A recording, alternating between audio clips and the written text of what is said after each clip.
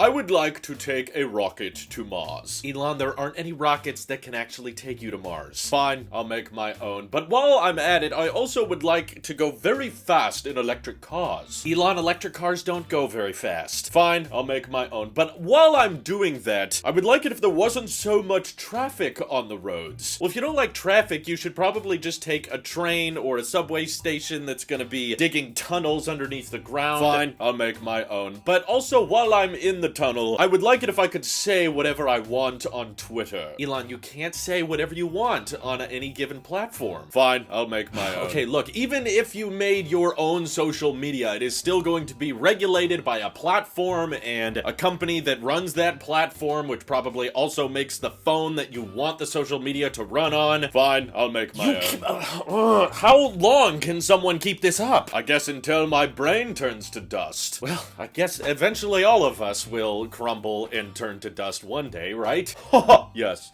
Unless I make my own. You can't make your own brain, Elon. You can't make new— Neuralink presentation coming end of the month. We have very exciting update for the future of solving all brain disease. Someone has to stop this man. He literally can't quit. And if I need money to pay for any of these things, I guess I could just make my own Dogecoin. Let's begin.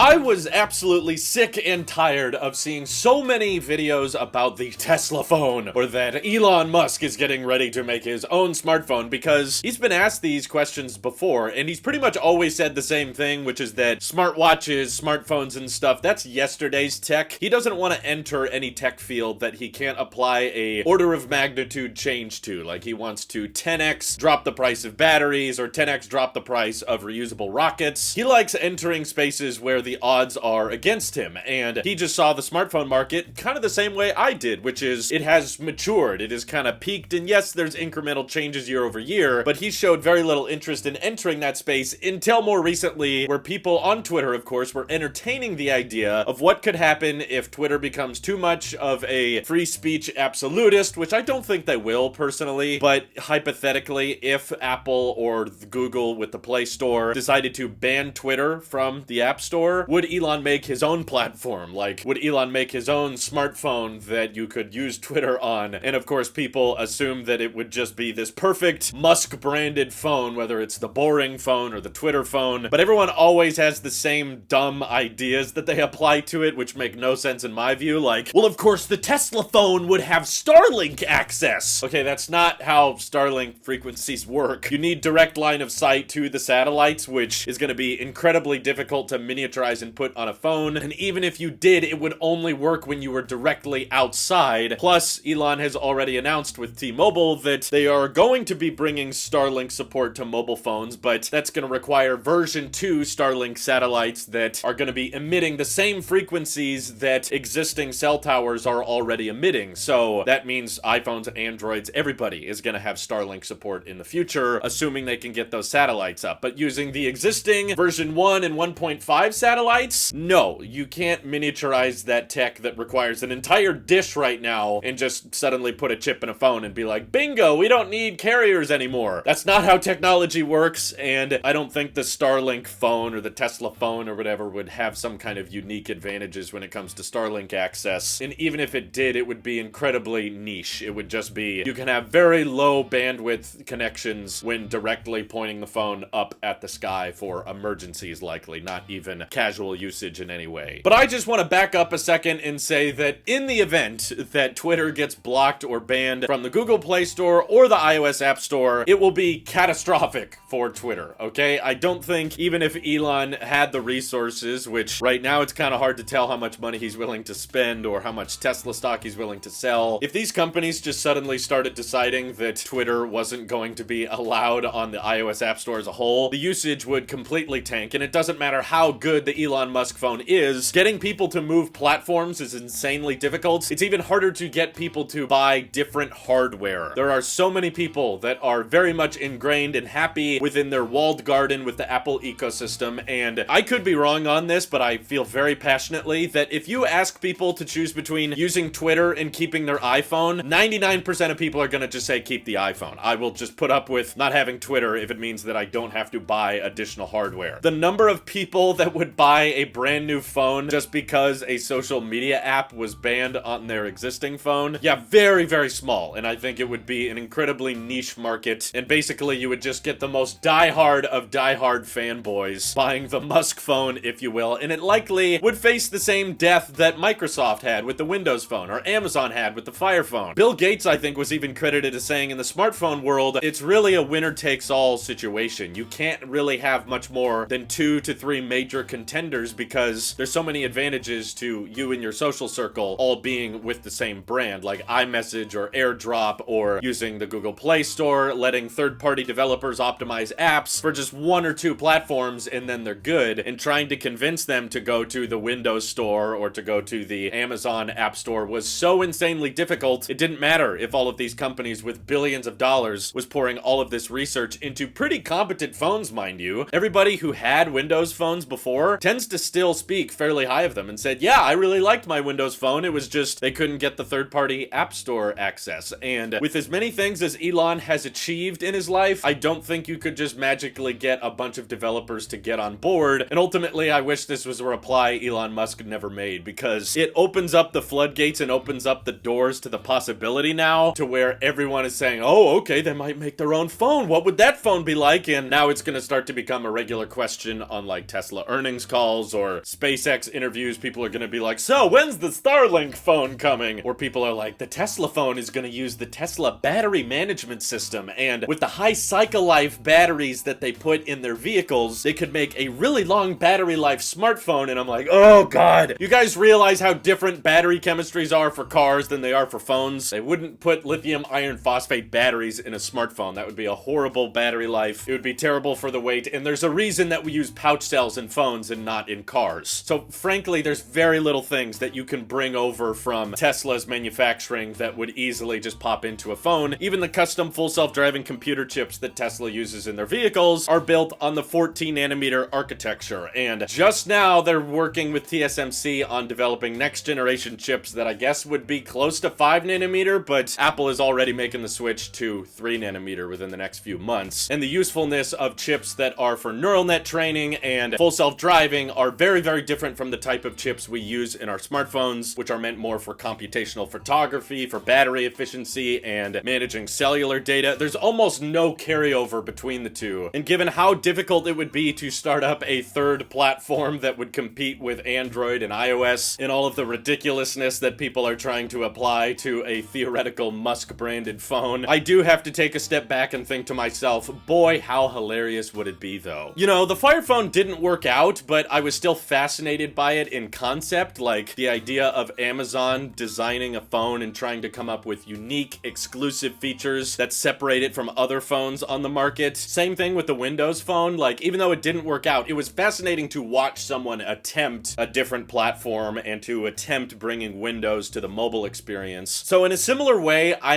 am also fascinated with the idea, as stupid as I think it would be, and I don't think it would work out for Elon at all. It would be kind of fascinating to just imagine, like, how would they brand it, right? Would this come from Tesla as a company because that's probably his most well-known brand, or because this is mostly about providing an alternative platform that's more open to the freedom of any ideas or thoughts, no matter how stupid they are? So would this be a Twitter-branded phone, or would this be the first product of his hypothetical X.com that he's been hyping up for years, and then all of the direct messaging on that phone would be through Twitter DMs, which are going to become encrypted? And I've even seen people online theorizing the idea that he's going to start making it increasingly difficult to use his products and services without the Tesla phone, if you will. So perhaps Tesla pulls or just severely limits the capability of the mobile app on iOS and Android that so many people use to control and maintain their Tesla vehicles. So to get the fully unlocked Tesla app experience, you gotta buy the Tesla phone, and maybe to set up your Starlink dish or to maintain your Starlink network, you gotta use the Tesla phone to unlock all of the best exclusive features and stuff. And hypothetically, Twitter would work a lot better. Maybe we give free Twitter Blue to everybody who buys the Tesla phone or the Twitter phone or something like that. It would be catastrophic, and I definitely think a lot of people would like sell their cars if they knew that they had to buy a different phone just to use basic car controls that they used to use on their iPhone or Android. But while I'm a doubter of this being a competitive option, Elon loves these situations where the odds are against him and everybody's doubting him. I think when situations are dire retire, he tends to thrive. He almost needs that. Like, he'll spend less time at Tesla now because things are kind of going okay, and the people that are running Tesla without him are doing a great job. So he just kind of leaves the company or introduces the Tesla bot, because then there will be a more dire circumstance, or he'll be pursuing an engineering field that most people don't think there's much of a future in, or they don't think is going to work out. He can't just be a normal, you know, average techno king of a company that is thinking like, let's just, I don't know, bring the Cybertruck to market, or make the Roadster, or let's make a cheaper car, or an SUV with more seats or something. No, he knows everybody can do that, so he wants to spend all of his time and energy on projects that everybody thinks are impossible or unrealistic. And everyone thought that Twitter was going to crash and burn once he got rid of like most of the company, and everyone was convinced the platform was about to fall apart, but it didn't, and they're handling higher and higher usage, and there still seems to be a lot of people happily using the platform despite everyone thinking that it was going to explode at a moment's notice. He's kept it going, and we'll see how long it takes for them to actually turn a profit there. But for the record, I just think it's fascinating to entertain the idea of what a Tesla phone could do, or how they would separate themselves from competitors. And I want Apple to enter the automotive space. I think it'd be fascinating to see Apple's attempt on an all-electric vehicle and how they would separate themselves from the competition. And I think it would be pretty fun to see Elon try to come up with an alternative platform or an alternative smartphone experience, and how he would differentiate it, and probably how many mistakes he would make along the way. I'm sure you guys have got all kinds of jokes already. To have full self-scrolling beta, you need to pay $15,000. If you don't tweet nice things about the company, then the phone doesn't even unlock. They have to charge you $5 every time you open the phone from the lock screen or something stupid like that. But now that he's opened the doors of possibility, saying, yes, if it does come to that, I would make a phone, it just has created so much speculation and so much wild theories, most of which I think are pretty ridiculous. I don't think they would fundamentally limit the iOS versions of their Starlink or Tesla apps just to get people to buy their phone. But how much more crazy would the smartphone industry get if someone as bizarre as Elon decided to try to enter it? I don't think it would work out, and I definitely would not be willing to leave the Apple ecosystem just to use Twitter or just to access some better features of the Tesla mobile app. But I do think it would be fun to watch, and I'm kind of the boat now of like, let's just see what happens. Let's just see how bad this train wreck can actually get, because I don't think he's doing that great a job managing Twitter, but he's still doing it. I didn't think that the people running Twitter before were doing much better either, but at least it's interesting. At least it's different than, I don't know, like a basic calculated social media company like Meta just trying their best to get people excited about the metaverse. What do you guys think at the concept of Musk entering the smartphone business? Do you think it's absurd? Do you think he's completely lost his mind and maybe he should get a new one from Neuralink? Or do you think there's actually some weight that he might hold in this industry? Do you think he could actually convince a lot of Android people to switch to his device or switch to his platform if he gave it a good, honest try? All of those thoughts and opinions, let me know down in the comments below. This should be an interesting one. And this is your Apple Sleep here. I'll see you all in the next one.